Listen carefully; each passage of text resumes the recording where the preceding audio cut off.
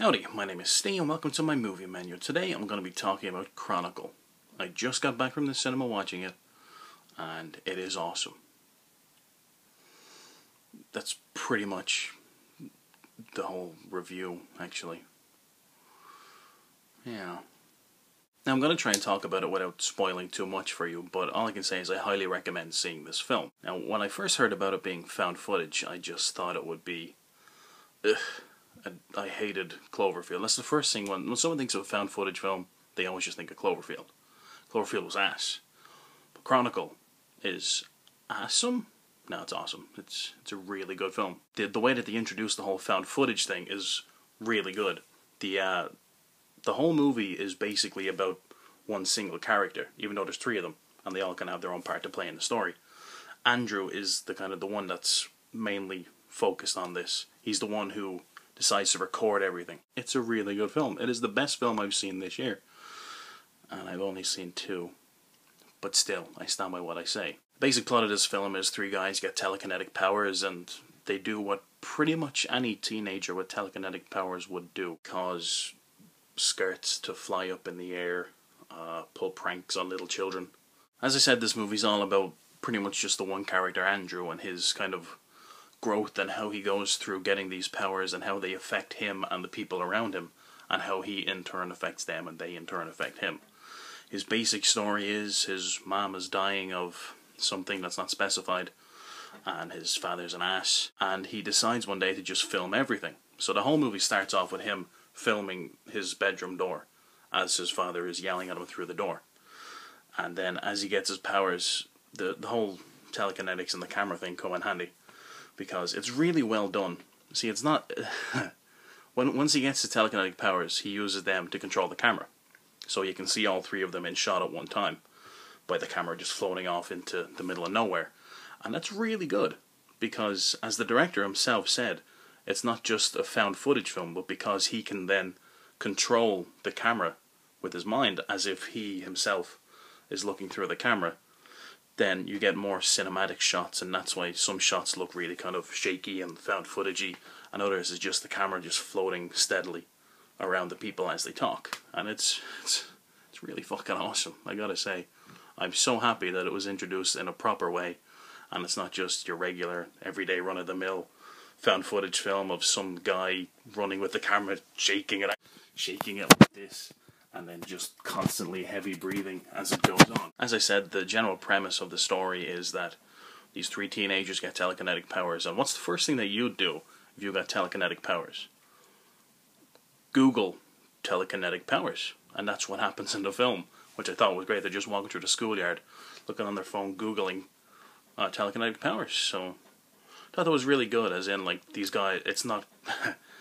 telekinetic powers is not a regular thing that you get in everyday life, so they have to, research it, basically. The first thing that everybody thought when they heard that this was going to be a movie about kids with superpowers was, oh look, it's going to be another comic book movie. But the best part about this not being based on any kind of comic is that they can then create their own mythos and their own story, basically, their own world around just these three kids. And that's pretty much what happens in the film. It's just based around these three and how they get their powers, which is fantastic. It is really well done, by the way. Really well done. I love it. I love this film. It's just based around these kids and how they got their powers and how they affect the world around them and how they affect each other's lives as well. And mostly how Andrew's the one to watch in this film, because he's the one who kind of goes through the most character development. That's probably the best way of putting it. I just view this whole movie as Andrew's movie. I'm just going to bring this up here.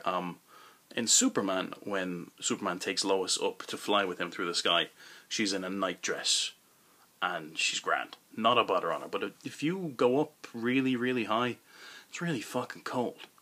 So what I love about this movie is eventually the guys figure out that they can... It's not a spoiler. This part is not a spoiler. I swear, it's in the trailer, so it's obvious to know. They eventually figure out how to fly. And when they're flying, they're all in big thermals and gloves and everything. So I thought that kind of realism was really, really good. Now, since the movie only came out yesterday, I'm not gonna spoil anything. I swear I will not spoil anything. I still know people who really want to see this film, and they haven't seen it yet. In fact, some of them are going to see it tomorrow. So, I'm only gonna touch on some of specific parts, because that's kind of what I do. I just pick specific parts that are great to the story. Sometimes they end up spoiling things, but I hopefully won't do anything. Now, as I said, Andrew's mother has an illness, so eventually he starts to use his powers to help him acquire funds to procure her medication. Is that cryptic enough for anybody? But that's pretty much what you do. That's what I do. I will just say one thing. In the final battle, I don't know what you call it, like the culmination of the whole movie, there's a really good thing, as you know, the way there's loads of different angles and everything else, but since this is a found footage movie, it's really well done.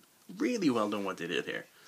During the final issues that's happening, Andrew uses his powers to just get a shit ton of cameras off people and just have them surrounding everything, and it's just brilliant. It's really good as to how they got the bigger angles. And then there's like security camera footage, there's like the dashboard cameras on cars, those things. It's really well done. This movie is fantastic. That is my review. That is my entire review of this film. This movie is fantastic. Go see it.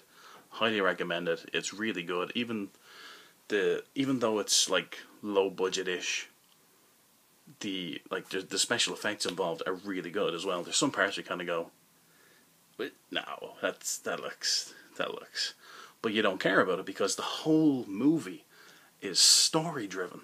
Go watch this film. My final rating on this film is 5 Stees out of 5 because I'm that self-centered, and this movie is that awesome. I cannot recommend this movie enough. This is a fantastic film, and I cannot wait for the sequel, because even the director himself, even before the movie came out, said that there's definitely ideas flown around, so that means that there's definitely going to be a sequel as long as this movie does well. So I highly recommend it.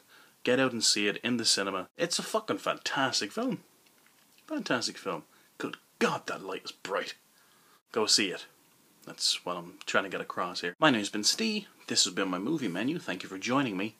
I hope to see you again next time. Bye now.